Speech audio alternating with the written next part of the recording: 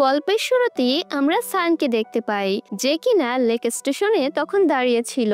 হঠাৎ করে সে লক্ষ্য করে একজন বাইকার ইচ্ছাকৃতভাবে একটি মেয়েকে ধাক্কা দিয়ে সেখান থেকে চলে যাচ্ছে, যেটা দেখে তখন সাং বাইকটির নম্বর প্লেটটি দেখে নেয় এবং মেয়েটিকে গিয়ে নম্বরটি বলে দেয় যাতে সে পুলিশকে এ ব্যাপারে জানাতে পারে। আর এখানেই আমরা তখন জানতে পারি সাং আসলে একজন ম্যাথ জিনিয়াস। পরবর্তী সিনে আমরা ড্রামার হিরোইন ইউনকে দেখতে পাই, যে কিনা সিওলের একটি স্কুলে গণিত শিক্ষকের চাকরি পেয়েছিল। তাই সে সিওল যাওয়ার জন্য আজ ট্রেনে ওঠেন। সেই একই ট্রেনে সাংও উঠেছিল এবং তারা পরস্পরের সামনাসামনি বসেছিল। হঠাৎ ট্রেনের ধাক্কার কারণে ইউন হোঁচট খেয়ে পড়তে নিলে সাং তখন তাকে ধরে ফেলে, কিন্তু এই মুহূর্তে তাদের ব্যাগ একে অপরের সাথে তখন এক্সচেঞ্জ হয়ে যায়। কিছুক্ষণ পর যখন ইউন বাড়ি ফিরে তার ফিয়ন্সের সামনে ব্যাগ খোলে, তখন সে বুঝতে পারে তার ব্যাগ ওই ছেলেটার সাথে এক্সচেঞ্জ হয়ে গিয়েছে। অন্যদিকে সাং পুলিশ স্টেশন থেকে ইউনের নম্বর নেয়, যেখানে ইউন আগে থেকেই সাহায্যের জন্য কল করেছিল। তখন সাং ইউনকে মেসেজ করে ব্যাগ ফেরত নেওয়ার জন্য তাকে দেখা করতে বলে।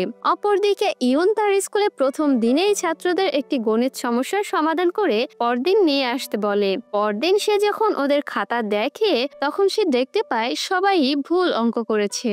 তাই সে তাদেরকে আরো একদিন তখন সময় দেয়। এরপর যখন ইউন ক্লাস থেকে বের হয়, তখন সে নোটিশ বোর্ডে দেখতে পায় কেউ একজন সমস্যাটি সমাধান করেছে এবং লিখেছে প্রশ্নটি ভুল ছিল।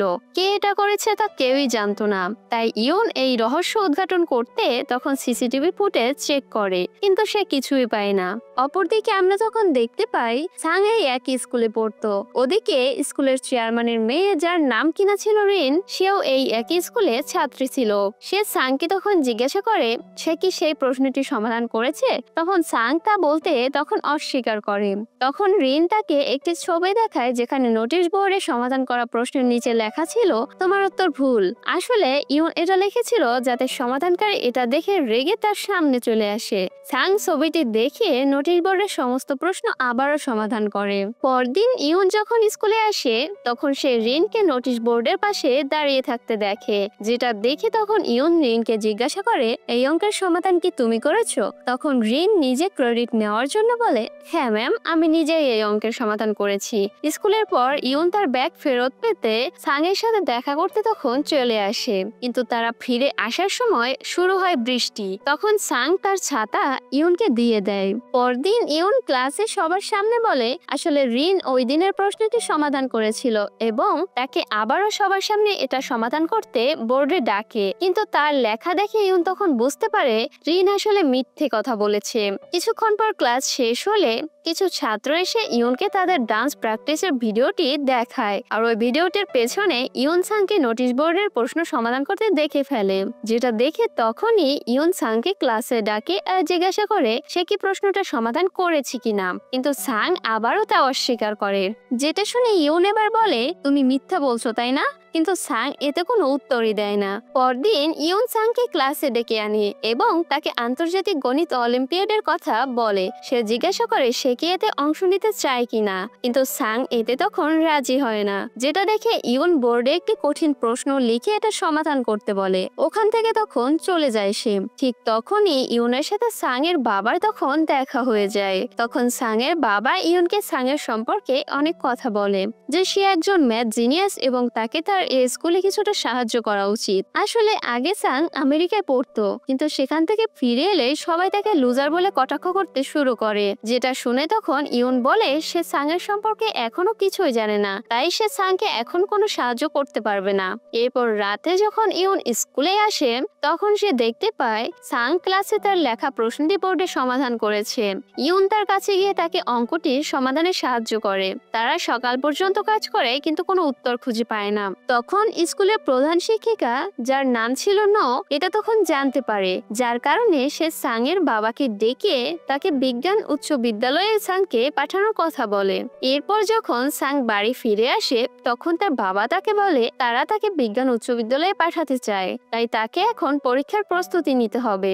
বাবার এই কথা শুনে তখন সাং বলে সে সেখানে পড়বে না। এতে তার বাবা রেগে গিয়ে তার গলা ধরে তাকে একটা ঘরে নিয়ে যায়, একটা আলমারিতে তার মাথা ঠুকে দেয়। যেই আলমারিতে সাংয়ের অর্জিত ট্রফিগুলো রাখা ছিল।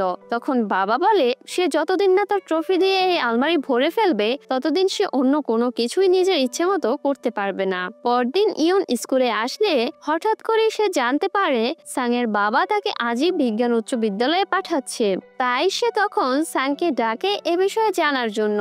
ঠিক তখনই তার বাবা তাকে নিতে চলে আসে, যেটা দেখে ইয়ন সাংয়ের বাবাকে তখন থামানোর চেষ্টা করে। যেটা দেখে সে তখন বলে, যখন আমি তোমাকে সাংকে সাহায্য করার জন্য বলেছিলাম তখন তুমি কেন তখন অস্বীকার করেছিলে? ঠিক এটা বলে এরপর সে সাংকে গাড়িতে তুলে নিয়ে ওখান থেকে তখন চলে যায়। এদিকে নো তার অফিসের জানালা দিয়ে এই সব কিছুই দেখছিল।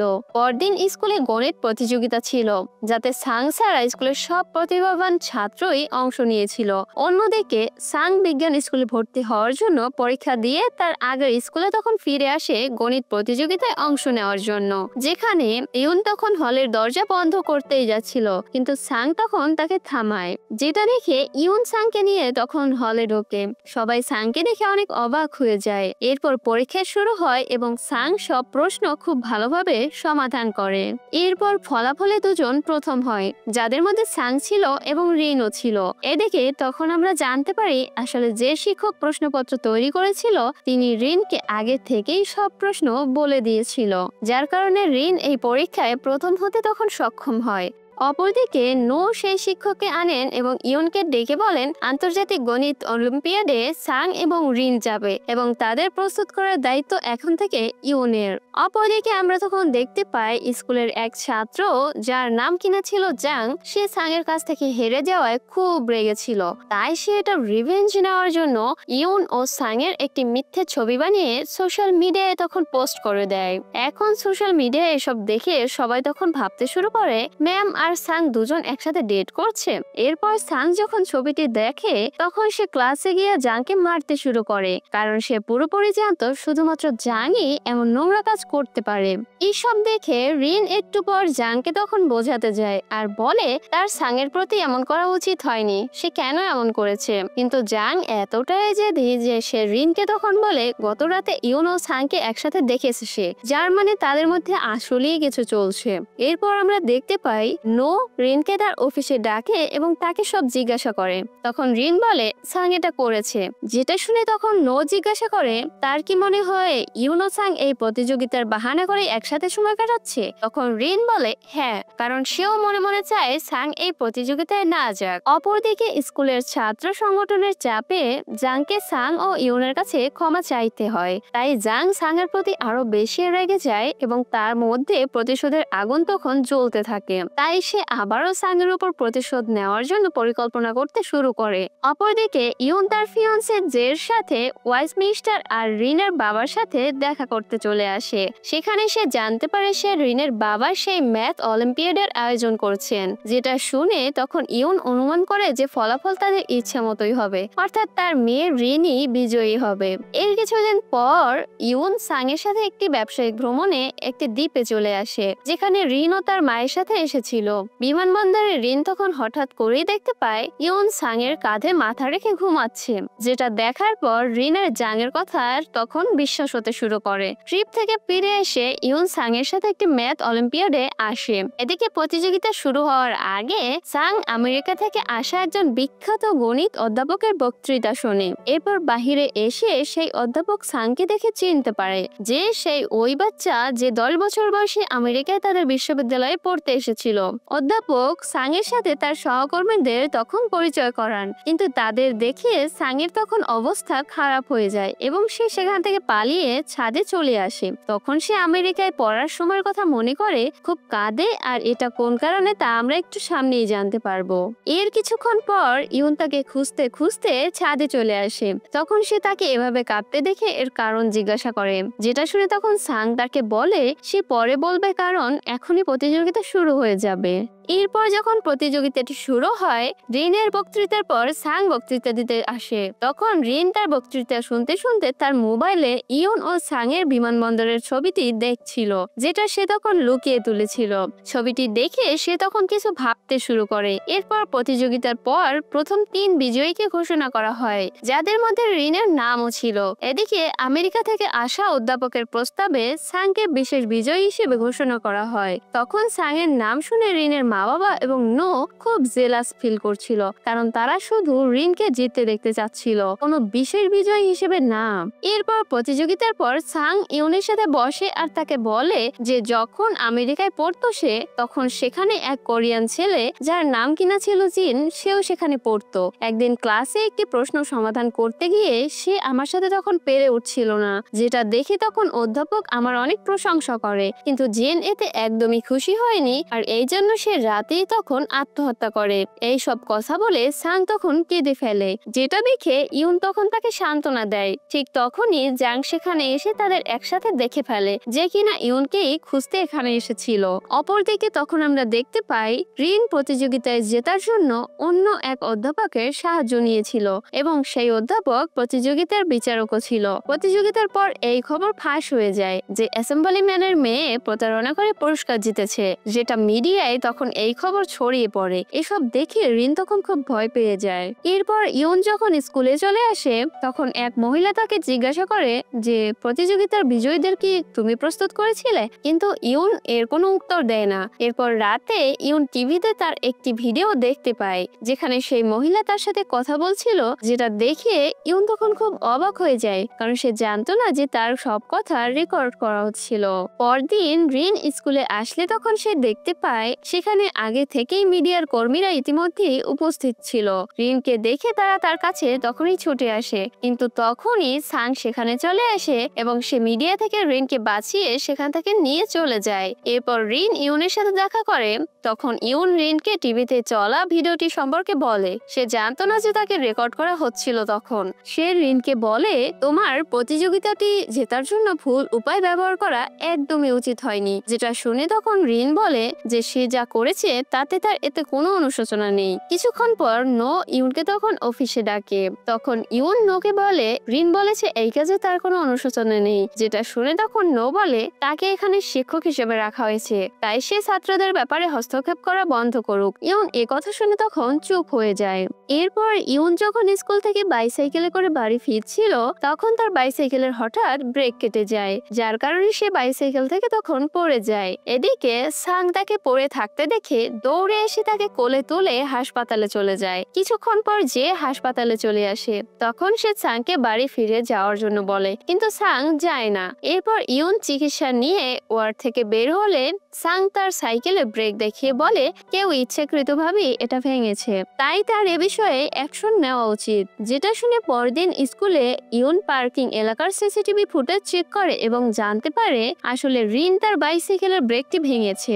এর কিছুক্ষণ পর রিন সাং এর কাছে গিয়ে বাইসাইকেলের ব্রেক ভাঙার কথা বলে। সে বলে সে সাং এর কারণেই এটা করেছে, কারণ ইউন আসার পর থেকে তুমি পুরো বদলে গিয়েছো। তুমি তো বলেছিলে আমার সাথে আর প্রতিযোগিতা করবে না, কিন্তু এখন তুমিই আমাকে উল্টো হারানোর চেষ্টা করছো। যেটা শুনে তখন সাং বলে সে নিজেকে আরো ভালো করার চেষ্টা করছে। ঠিক এটা বলে সাং সেখান থেকে তখন চলে যায়। এদিকে সাং চলে যাওয়ার পর রিন সাং এর বিরুদ্ধে প্রতিশোধ নেওয়ার জন্য তার ছবি নোকে দেখায়। নো জিজ্ঞাসা করে কেন সে এই ছবি তাকে দেখাচ্ছে। তখন রিন বলে ছবিটি আপনার কাজে আসতে পারে, আর এর সাথে এও বলে যদি আপনি আমাকে মধ্যম পরীক্ষার জন্য প্রশ্ন আগে থেকে দিয়ে দেন তাহলে আমি ছবিটি আপনাকে দিতে পারি।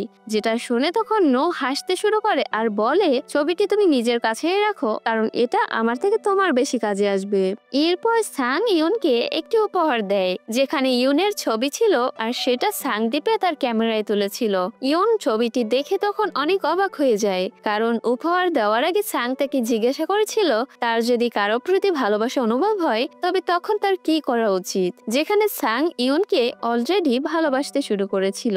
পরদিন ইউন স্কুলে এসে সাং এর উপহারটি তাকে ফেরত দেয় আর বলে সেটা নিতে পারবে না। যেটা শুনে তখন সাং উপহারটি নিয়ে লাইব্রেরিতে গিয়ে পড়তে শুরু করে, কিন্তু তখনই তার বন্ধুরা তাকে লাঞ্চ করতে নিয়ে যায়। লাইব্রেরিতে যাওয়ার পর জাং তখন সাং এর কাছে আসে।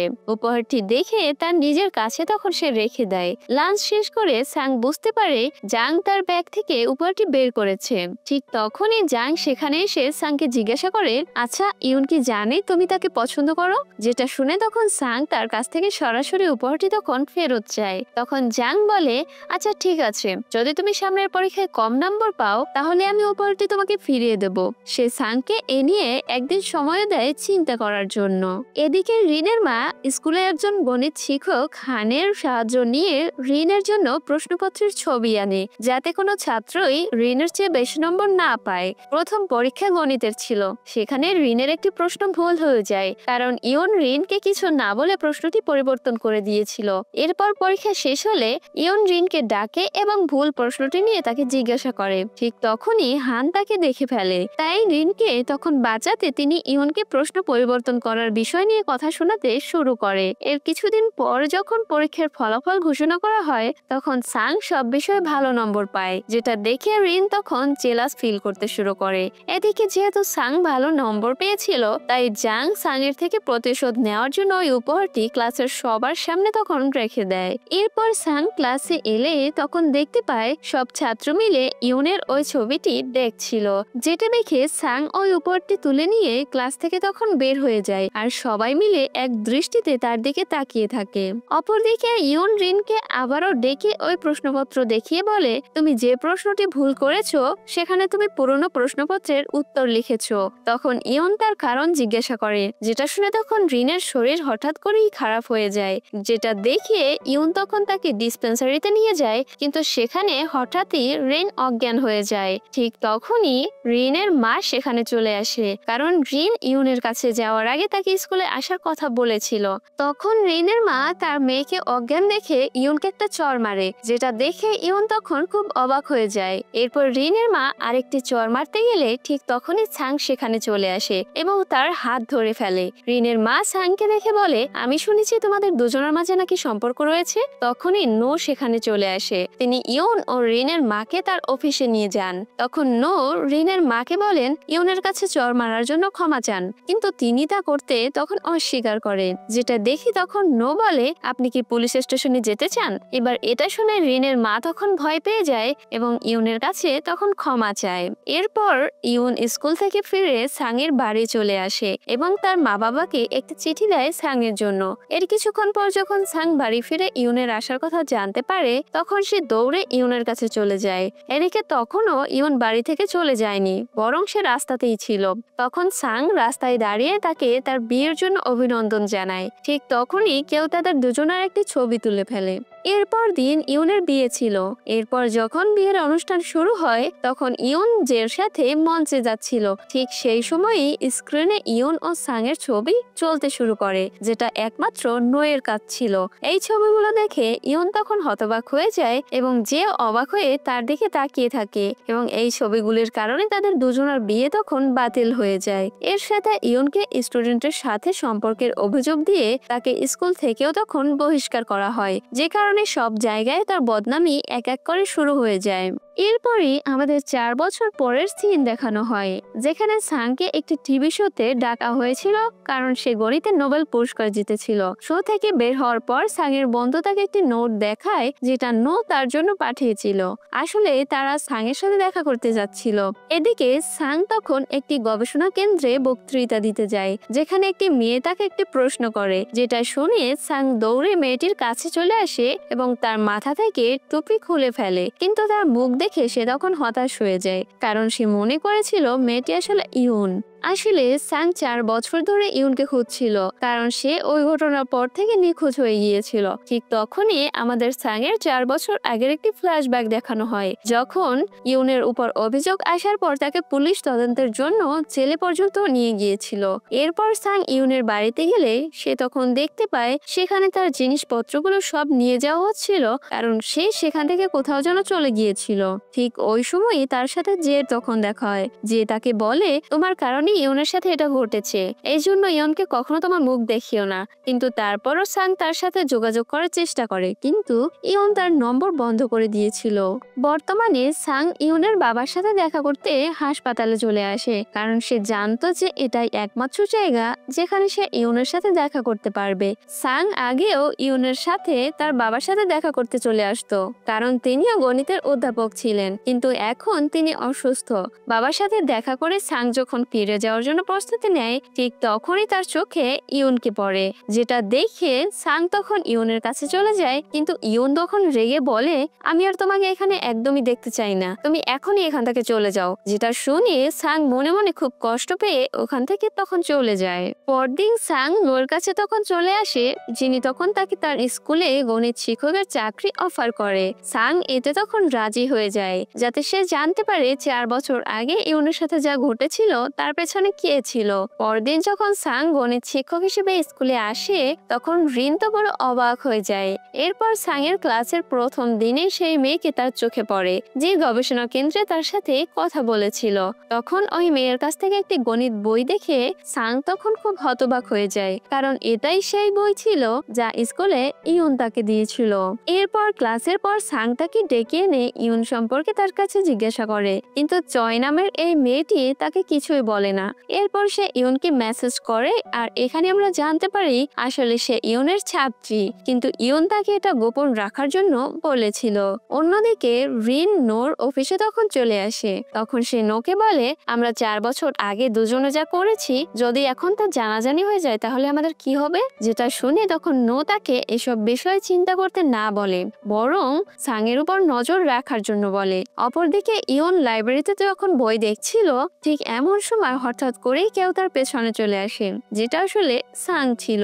ঠিক তখনই লাইব্রেরির আলো নিভে যায় এবং দরজা লক করে দেওয়া হয়, কারণ লাইব্রেরির সময় শেষ হয়ে গিয়েছিল। যেটা দেখি তখন সাং কাউকে কল করে লাইব্রেরির দরজা খোলার জন্য বলে, কিন্তু এর কিছুক্ষণ পর দরজা খোলা হলে তখন ইয়ন সেখান থেকে চলে যায়।